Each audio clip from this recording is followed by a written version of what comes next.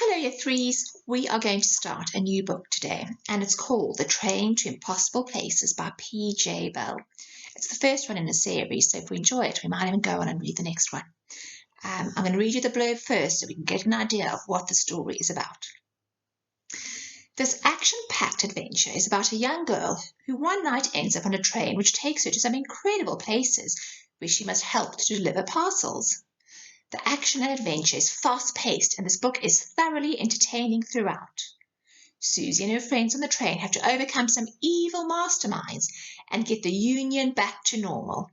She must work with her newfound friends to deliver parcels and the truth to the people of the Union. This book celebrates the power of knowledge and the dangers it comes with. It's also a wonderful story filled with science, so we might even learn something on the way. So should we start chapter 1? Chapter 1, Lightning in the Living Room. It started with a flash, a green flash, as bright and quick as lightning, there and then gone again. It happened so quickly that Susie wasn't sure she had seen anything at all, although she raised her head from her homework and looked about. "What was that?" she asked. "What was what, darling?" said her mother from the sofa, where she and Susie's father were both sprawled in a heap, still in their work clothes. Susie frowned. "Did you see it, Dad?" "See what, sweetheart?" Her father was hunched over his tablet, reading the news and muttering to himself about the state of the government. "That green flash! Didn't either of you see it?" Said her mother, shaking her braids loose while trying to stifle an enormous yawn. Her father looked around the room in bleary-eyed confusion. "I didn't notice anything." Susie pressed her lips together. Well, perhaps it had been the TV. She peered over her mother's shoulder at the screen, but she was watching another costume drama, men with tall hats riding on horses in the countryside. No green flashes there. "You've been overdoing the homework again," said her father, scratching at his unruly mop of ginger hair. "Give your eyes a rest and come and sit with us for a bit." "I'm almost finished," Susie said, and turned back to her workbook. It was physics homework, and Susie was good at physics. Actually, she was good at maths, but she preferred physics because it made the maths useful. It turned the numbers into real-life things that moved around and made a difference. She couldn't understand why anyone would want to do some plain old maths all by itself. Solving equations was fun for a while, but all you ever ended up with was more numbers, and what were you supposed to do with them?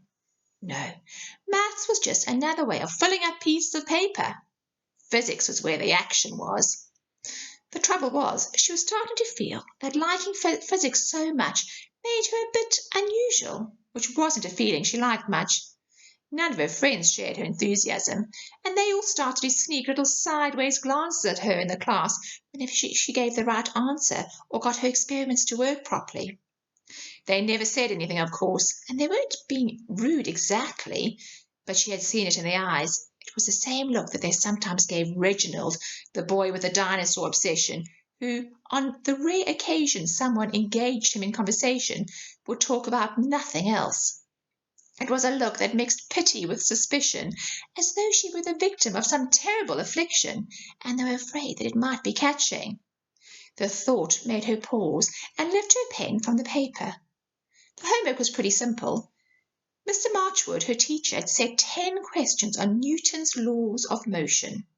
Susie had actually finished them an hour ago, but her imagination had been sparked, and she carried on, testing herself to see how she could put the knowledge to use.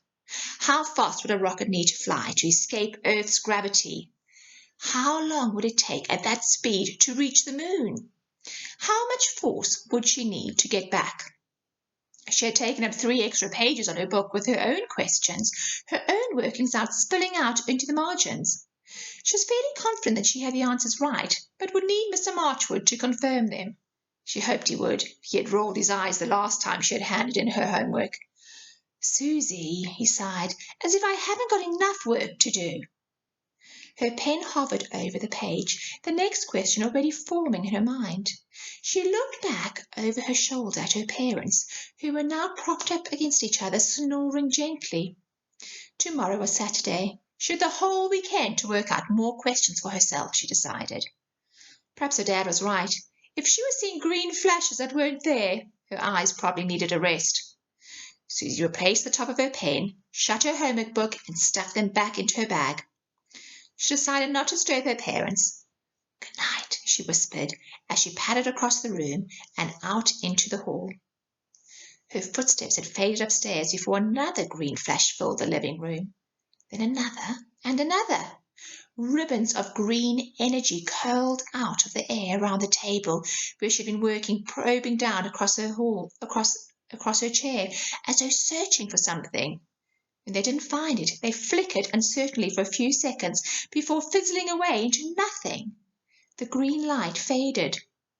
Upstairs, Susie brushed her teeth and prepared for bed, oblivious.